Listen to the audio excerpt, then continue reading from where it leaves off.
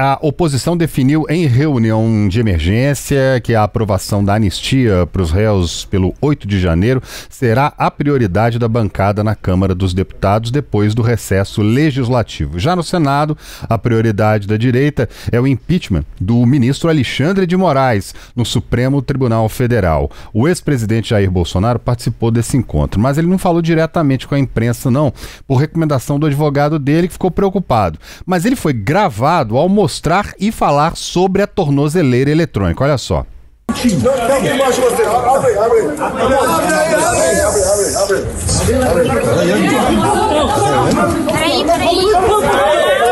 Aí, presidente. Não roubei os cofres públicos. Isso aí. Não desviei recurso público. Tira o celular aí, não matei ninguém. Não trafiquei ninguém. Isso aqui é o símbolo da máxima humilhação desse país. Você humilhação aqui? Uma pessoa inocente. Toma, galera. Ó silêncio! Estão fazendo com ex-presidente da República. Nós vamos enfrentar a família toda. E a lei de Deus. Amém. Essa tornozeleira é a libertação do Brasil. Pois é, o Larissa, tá tendo muita reviravolta nesse caso, né? O Bolsonaro ali, eu fiquei até pensando aqui, porque ele não falou, não deu entrevista e tudo mais, tá proibido de dar entrevista, mas falou diante das câmeras ali, dos celulares, todo mundo filmando, e o ministro teve que lembrar para ele, né, reforçar que ele não pode usar redes sociais, nem de terceiros também, mas foi lá e mostrou a tornozeleira, e alguém disse ali que era a libertação do Brasil a tornozeleira, né, Larissa? Então, André, várias camadas nesses acontecimentos de hoje lá no Congresso Nacional, né?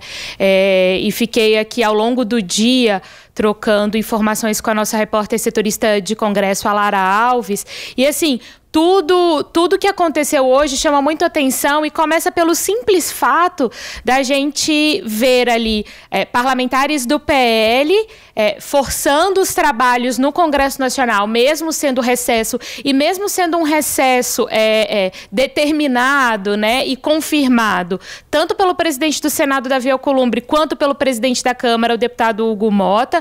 Os deputados do PL convocaram essa reunião, participaram dessa reunião de emergência hoje, lá no Congresso, para definir que as comissões que são presididas por eles vão funcionar durante o recesso, usando ali o argumento, a Lara me explicou, né? Usando ali o argumento de que só é recesso mesmo quando vota a lei de diretrizes orçamentárias, então que agora não seria um recesso.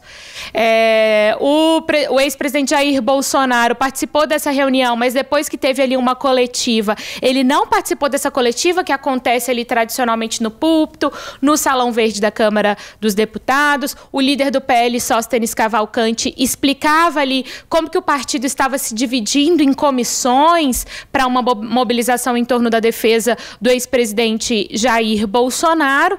Dessa parte, realmente, ele não participou, como você disse, André, por recomendação dos próprios advogados. Por quê? Porque hoje, mais cedo, o ministro do Supremo Tribunal Federal, Alexandre de Moraes, já havia proibido, né, não só divulgar as redes sociais do ex-presidente, já estavam suspensas, né, ele não poderia utilizar isso desde a semana passada, das medidas cautelares da semana passada, mas nem mesmo por terceiros. E ele, né, uma entrevista que havia sido anunciada nas redes sociais pelo portal Metrópolis com o ex-presidente, acabou sendo cancelada após esse esclarecimento, esse reforço ali do que estava previsto nas medidas cautelares feito pelo ministro Alexandre de Moraes. Mas, como você disse, André, na saída ali do Congresso foi que aconteceu toda essa confusão. O ex-presidente foi mostrar, portanto, a tornozeleira e acabou falando ali com quem estava presente. Isso foi gravado, enfim. Agora vão vir os desdobramentos, né? Porque isso vai ser postado em redes de terceiros, né? De apoiadores, de pessoas que estão alinhadas ao ex-presidente Jair Bolsonaro. Como que isso vai ser analisado pelo ministro Alexandre de Moraes? É possível haver uma nova medida cautelar a partir de possíveis postagens que sejam feitas a partir dessa fala do ex-presidente de hoje? Então, assim, tudo que aconteceu hoje chamou muita atenção não só, né, por esse movimento de forçar os trabalhos em um recesso parlamentar de julho, que já é tradicional, como toda essa confusão envolvendo ali a presença do ex-presidente hoje lá no Congresso, pessoal. Pois é, foi realmente bastante confusão ali. E fiquei muito em dúvida, inclusive, né, Síria, imaginando ali o seguinte, que a partir do momento em que ele fala ali, obviamente já foi compartilhado, isso aí já chegou para a gente até pelo WhatsApp, por vários meios diferentes, já chegaram essas imagens do ex-presidente falando, tem que ver como é que vai ser a interpretação da justiça em relação a esse aparecimento e essa fala de Jair Bolsonaro. Ele quer queira, quer não queira, a partir do momento que você se coloca diante de câmeras e fala em público ali gravando, eu tenho certeza que não vai ser à toa, né? Um monte de gente vai ver que é um telefone do lado do outro ali, gravando, filmando, ele falando, outras pessoas falando também. Como é que vai ser a interpretação, desdobramento, como a Larissa falou, né? Situação que vai gerar muitos desdobramentos aí pelas redes sociais, né? Isso foi agora à tarde, né, André? Então a gente já recebeu isso de várias formas nas redes sociais, em grupos de WhatsApp, então a gente acredita que isso aí vai ter vários desdobramentos ainda pelas redes sociais e vamos ver no que vai dar isso no final. Esse vídeo aí do ex-presidente que inclusive passou por um tumulto aí, muita gente ali acompanhando ele na saída, que a gente vai trazer essas informações daqui a pouco aqui no Tempo News, né, André? É isso aí. E a gente terminou ontem, né, nesse domingo, a licença de 120 dias do deputado federal Eduardo Bolsonaro, do PL de São Paulo. No entanto, o recesso parlamentar e o limite de faltas permitidas pela Câmara deve adiar a decisão sobre uma possível perda do mandato dele. Pois é, caso não renuncie ao mandato, Eduardo volta a receber o salário de R$46 mil aproximadamente. O retorno é automático, não sendo necessária, portanto, nenhuma formalidade, né, de acordo aí com a Câmara Federal. As faltas também começariam a ser contabilizadas, mas o Congresso, né, está dando essa pausa aí nos trabalhos e o parlamentar poderia ter cerca de 40 faltas injustificadas nas sessões da Casa. E as sessões na Câmara só retornam agora, né, no dia 4 de agosto. Então, mesmo que não retorne ao Brasil, ele não corre o risco de perder o mandato por enquanto, pelo menos agora não. A punição só ocorre se o número de faltas ultrapassar 1/3 das sessões plenárias deste ano. Mas Eduardo Bolsonaro chegou a dar indícios que vai abrir mão do mandato, né? O filho do ex-presidente Jair Bolsonaro pediu licença em março deste ano. Na época, ele anunciou que ficaria nos Estados Unidos para buscar punições contra o ministro do STF, Alexandre de Moraes. Ele foi substituído pelo suplente missionário José Olímpio, também do PL de São Paulo. Pois é, e em um tom bastante agressivo, Eduardo Bolsonaro voltou a atacar e ameaçar Alexandre de Moraes e disse que a cassação do visto do ministro para viagens aos Estados Unidos é só o começo. Chamou Moraes de ditador e gangster de toca? Não pode, gente, não pode. Isso aqui é o quê? É basicamente o Moraes pegando pormenores, logicamente algo totalmente ilegal, ainda mais se tratando de um deputado que tem imunidade parlamentar garantida na Constituição.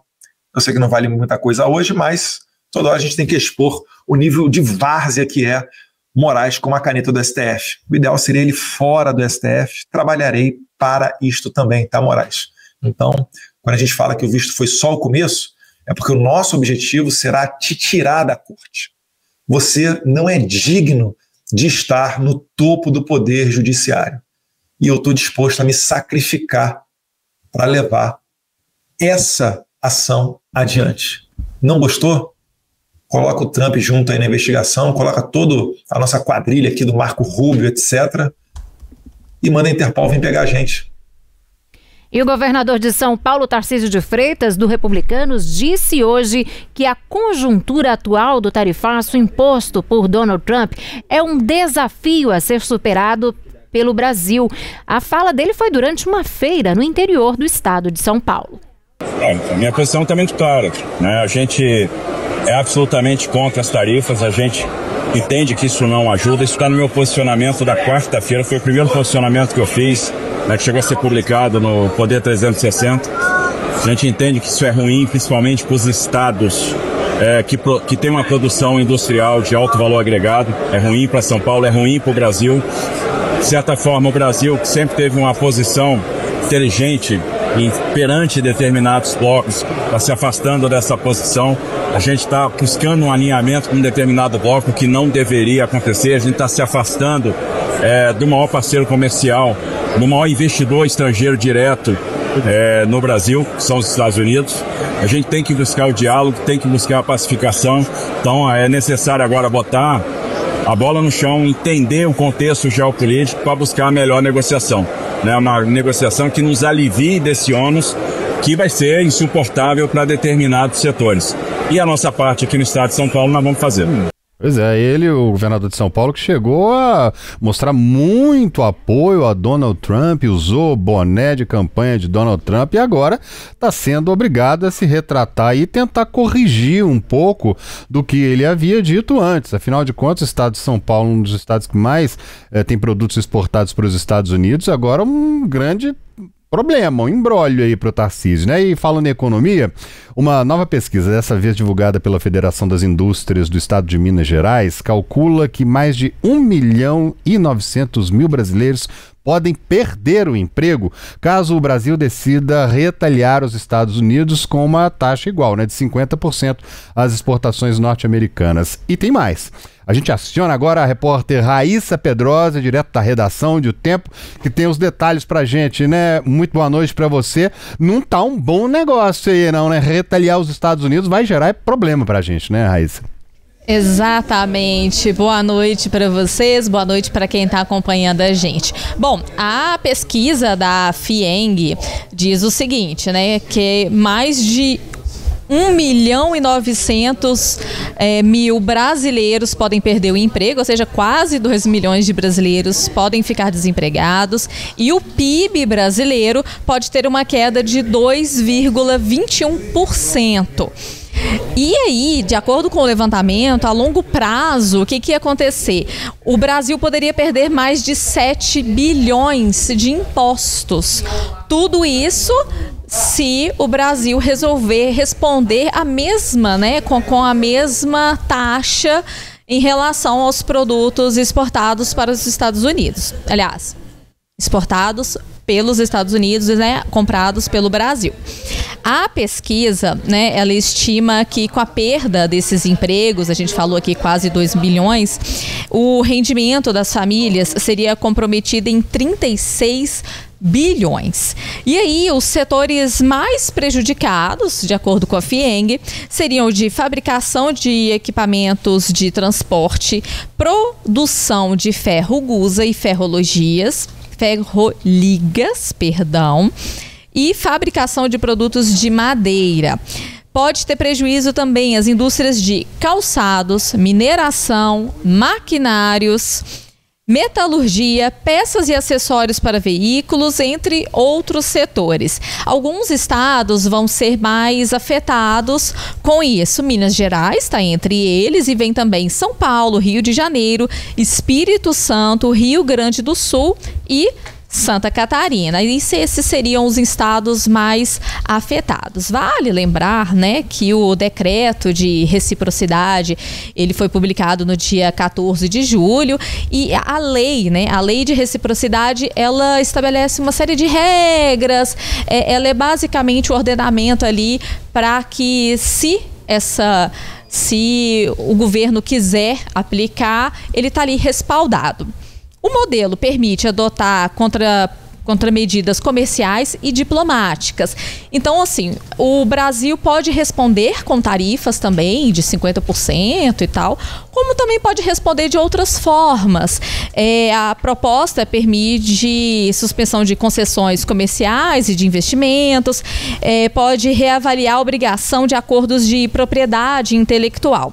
E aí, suspender acordos de propriedade intelectual significa quebra de patente. Isso significa que a gente pode produzir aqui no Brasil um produto e não pagar royalties à empresa americana que criou esse produto. A gente pode criar um similar e tudo mais.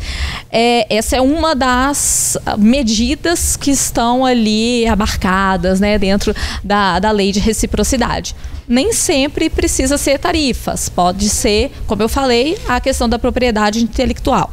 Isso daí poderia afetar, por exemplo, farmácias, né, a produção de remédios e tudo mais. Mas aí a gente tem que ver, né, qual que vai ser a resposta do Brasil.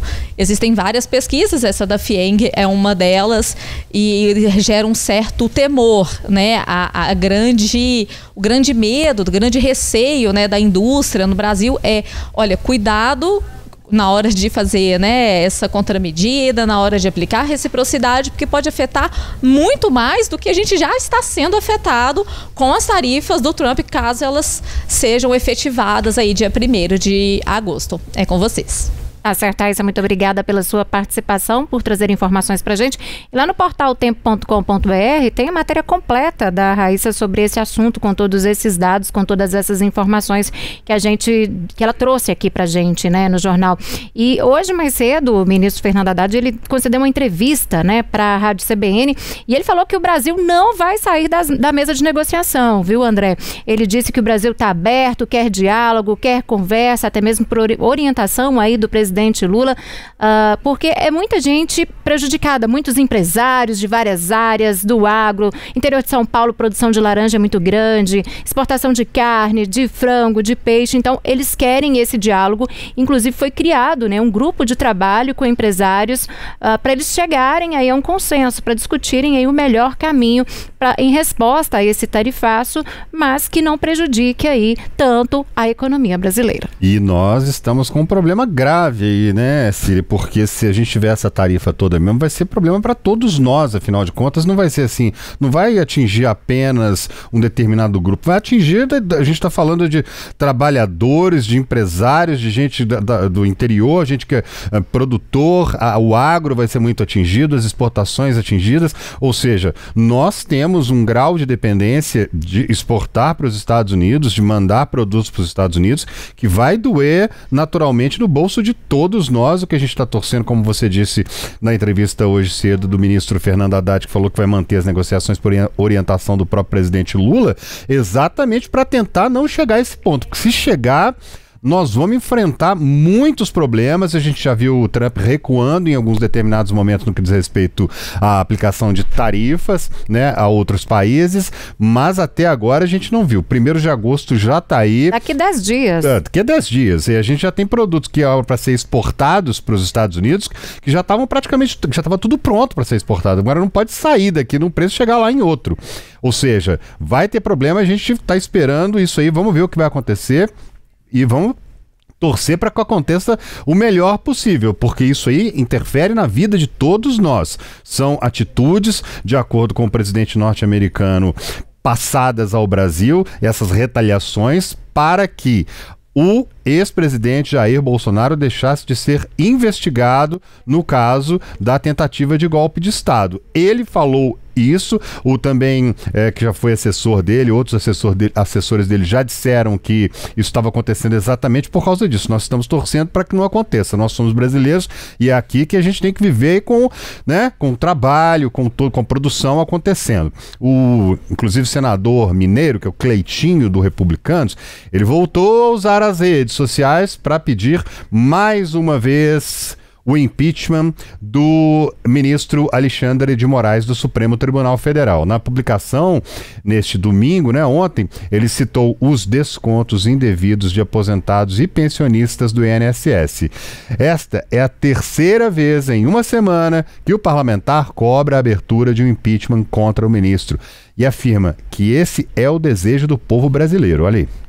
Senta o dedo e compartilha esse vídeo para todo o Brasil. Eu quero ver quantos polícias vão ter coragem de tocar nessa ferida, que é pedir o pedido de impeachment do ministro Alexandre de Moraes. Eu não tenho medo. Tá na hora de separar o joio do trigo. Até porque o mais escuto é dizendo o seguinte: Cleitinho, eu quero ver atitude. Eu quero ver atitude, Senado. Vocês querem ver atitude, Senado? Isso aqui em outubro a gente conquistou 36 assinaturas para o pedido de impeachment do Moraes pelo requerimento. A gente precisava de mais 5 assinaturas para a gente chegar a 41 e ser a maioria para a gente protocolar. Na época o presidente era o Rodrigo Pacheco. Infelizmente a gente não conseguiu mais de 36 assinaturas. Agora deixa eu mostrar para vocês como é que é o processo de impeachment para vocês entenderem. Olha isso aqui, as etapas. Denúncia recebida pelo presidente do Senado, que pode aceitar ou arquivar, porque isso é regimento interno. Ele tem essa prerrogativa, ele tem esse poder de aceitar ou arquivar. Se aceitar, é criada uma comissão especial para analisar o caso.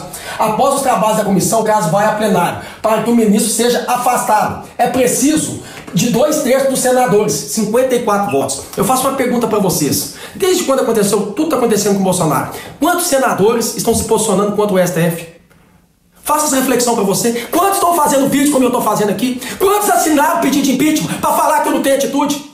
O que eu mais tenho aqui é atitude. O problema é que a gente não tem a maioria. Eu não sou presidente do Senado. Eu não tenho o poder da caneta. Mas eu tenho o poder da minha boca não vai calar. Então, cobro de uma forma respeitosa do seu senador. Pergunta se ele está nas 36 assinaturas de requerimento de pedido de impeachment do ministro Alexandre de Moraes. E se caso a gente não conseguir isso até o ano que vem tem eleição. São 2 senadores pro Estado. Pesquise bem, seu senador, que eu vou fazer isso aqui todo dia. Eu vou mostrar para vocês os candidatos. Pra ver se são ficha limpa, pra ver se vai ficar de joelho pro STF. Porque eu não vou ficar de joelho no STF, não. Uma coisa que eu tenho que é atitude. Vou pra cima. Compartilha esse vídeo pra todo o Brasil.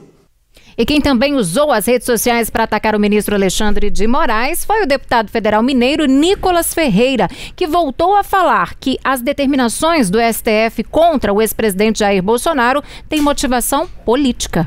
Quando você entender que nós não estamos em uma democracia, você vai entender o porquê o que estão fazendo com o Bolsonaro afeta também a sua vida. Porque, afinal de contas, se eles estão fazendo isso com o ex-presidente da República, o cara basicamente mais popular do Brasil, o que eles não vão fazer com você? Que é digamos, um mero cidadão. Pastor, um estudante, uma pessoa que tem opiniões na rede social, você que é jornalista, empresário, e aí? O que vai acontecer com você? Vamos colocar mais uma vez aqui os pingos nos is. Bolsonaro, como alguns eu ouvi falar aí da esquerda, não está sendo condenado pelo que ele fez na pandemia. Não. Ele não está sendo condenado por corrupção. Não. Ele literalmente está sendo condenado por uma tentativa de golpe.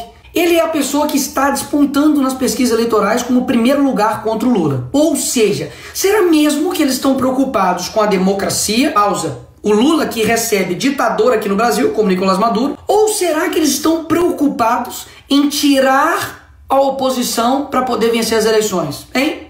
O que você acha? Isso literalmente aconteceu na Venezuela e através do STF. Ou seja, a Suprema Corte de lá faz exatamente o que a Suprema Corte daqui está fazendo, especificamente na figura do Alexandre de Moraes. Me parece que no Brasil não tem mais nada mais importante para poder se combater, sei lá, tipo crime organizado.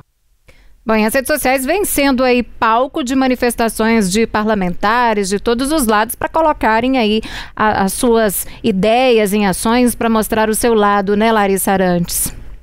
Exatamente, exatamente. E a gente vê, né, esse embate mesmo, né, de defesas muito diferentes, enquanto a gente vê aí Cleitinho falando sobre o impeachment, sobre o pedido de impeachment, né, do ministro do STF, Alexandre de Moraes, a gente vê Nicolas fazendo essa defesa do ex-presidente Jair Bolsonaro.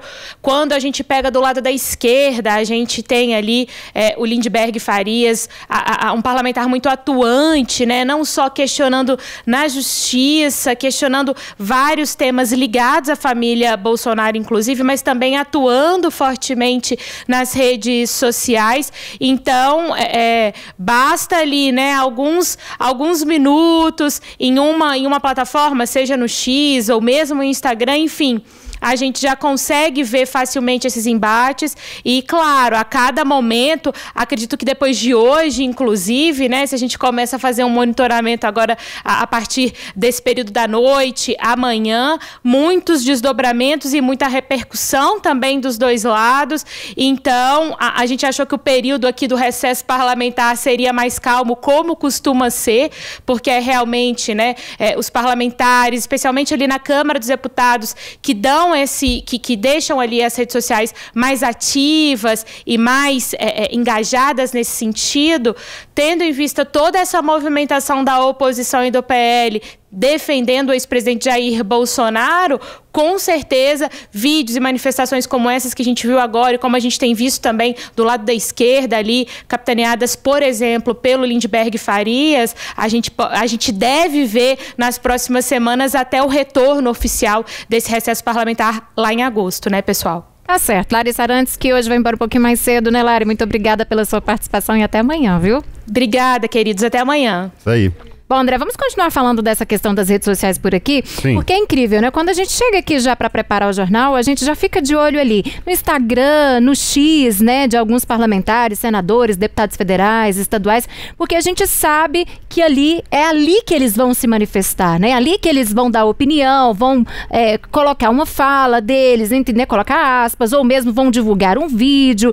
E essas manifestações ultimamente têm ocorrido sempre pelas redes sociais, né? Sempre que tem um assunto, é tarifaço, minuta de golpe. Qual é o assunto? Lá estão eles, cada um dando a sua opinião, e a gente já fica naquela expectativa da resposta do outro, né? Um já faz um questionamento, o outro lado já responde, e aí segue essa sucessão de discussões ali nas redes sociais, principalmente no X ultimamente, Sim, né? com toda certeza, o X de Elon Musk, né? Que ele diz que é o lugar mais liberto que existe, a rede social que tem autonomia, que as pessoas podem comentar, que é democrático e que é tudo liberado, e a gente vê a velocidade também que acontece, né, Círia? Porque a velocidade da internet, acontece uma coisa aqui, rapidamente essas pessoas já vão para a internet publicar, então é tudo muito veloz, não era igual antes, que esperava só para saber tudo lá no final do dia ou no dia seguinte em jornais, não, acabou de acontecer, já está lá, a gente já recebeu a imagem, já chega, e a gente fica sempre de olho para saber o que eles vão falar nas redes sociais. E aí a necessidade da regulamentação das redes, que se fala muito também, né? Porque afinal de contas, do mesmo jeito as pessoas podem falar a verdade ali também, mas também é um lugar de proliferação de informação, seja lá qual for. Exatamente. Sem fonte, sem... As pessoas falam o que querem, às vezes, né? Da forma como querem, né? E isso é muito grave também. E outro fato que a gente tem percebido muito é que, às vezes, na ânsia de divulgar alguma informação ou de se defender de uma publicação do lado oposto, André, que as pessoas vão lá, fazem uma publicação e aí acho que elas param um pouco para refletir, ou no caso de políticos, assessores cercam ali, né, e orientam, olha, essa publicação não pode ser muito bem vista, não vai repercutir muito bem, e aí elas apagam. Mas como você disse, é tudo muito rápido, é um estalar de dedos. Aí esse print, essa publicação, esse vídeo, essa imagem, ela já foi repassada aí para outras pessoas que já republicaram, já repostaram, já enviaram para grupos de WhatsApp, e aí já se espalhou. E aí já vira notícia, né? Já vira notícia. Deputado tal fez uma publicação se referindo a este assunto, mas a mensagem foi apagada. Mas aí todo mundo tem a mensagem guardada ali em determinado momento do seu celular, né? Então tem que ter muito cuidado com essas questões de rede social também, pensar muito antes de publicar e ter toda a certeza que a informação ali não vai ferir a dignidade de ninguém, né, André? Exatamente, esse é um cuidado que a gente tem que ter o tempo inteiro por rede social, internet. Se a gente é aquela história, uma informação falsa é muito simples de você e aí surgem as fake news, né? Aí você passa aquela informação ali, é um clique, ela vai, mas para tirar é praticamente impossível, como a gente disse. O trabalho que se tem para publicar alguma notícia falsa, alguma informação incorreta, imprecisa, ele é desse tamanho, mas o trabalho para corrigir aquilo não tem mais jeito. Então, não, depois que já caiu, que todo mundo já quis entender que aquela é a verdade, é difícil de voltar atrás, né? E outro ponto que tem acontecido bastante, outra questão, são os cortes. A gente tem cortes aqui, mas o que a gente traz é conteúdo sério, são entrevistas sérias que a gente traz aqui, profissionais especialistas para conversar com a gente sempre, né, André? Muitas das vezes uma determinada pessoa, um determinado profissional, ele concede uma entrevista e aí pega um ponto daquela entrevista, um ponto daquela fala, né, e gera uma distorção ali com o texto, com comentários.